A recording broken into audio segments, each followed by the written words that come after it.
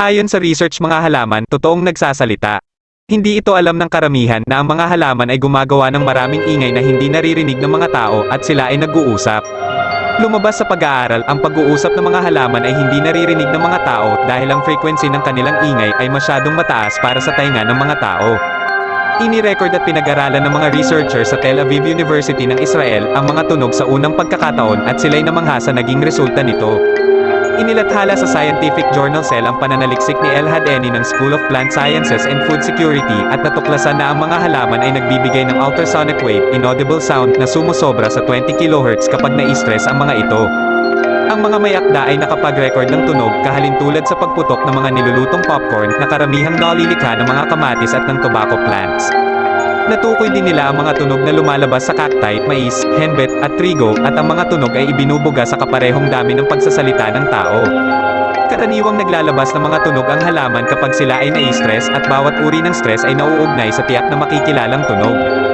At bagaman hindi naririnig ng tao, ang mga tunog na ibinubuga ng halaman ay maaari namang marinig ng mga hayop tulad ng paniki, daga, at mga insekto. Inilagay ang halaman sa isang acoustic box sa tahimik na basement at nai-record ang mga tunog sa mga frequency na 20 hanggang 250 kHz. Nag-uusap sila gamit ang complex underground communication system. Ang corn seedlings ay naglalabas ng kemikal mula sa ugat kapag nai-stress.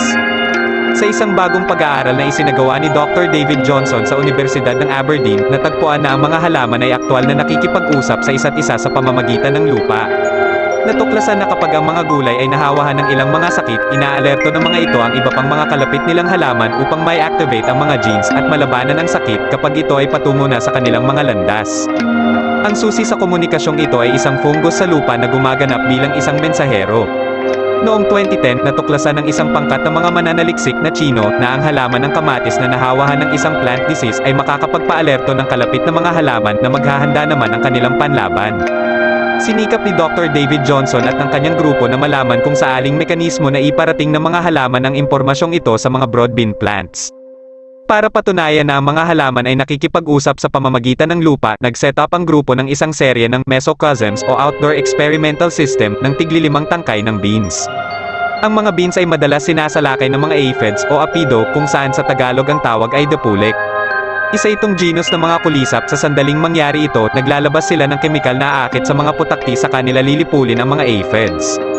Samantala, pinag-aralan ng mga mananaliksik ng RHS kung bakit mas mabilis lumaki ang mga halaman kapag babae ang nakikipag-usap sa mga ito. At nagulat sila sa mga resulta kung bakit gumana ng mas mahusay ang boses ng babae.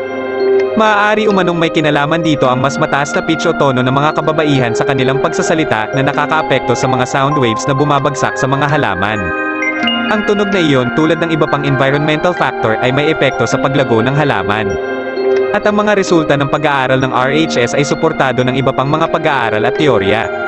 Pero ang eksaktong ugnayan sa pagitan ng boses ng tao at paglago ng halaman ay nananatiling misteryoso pa rin. Natuklasan naman ng mga mananaliksik sa National Institute of Agricultural Biotechnology sa South Korea ang paglago ng halaman na pinasisigla ng musika.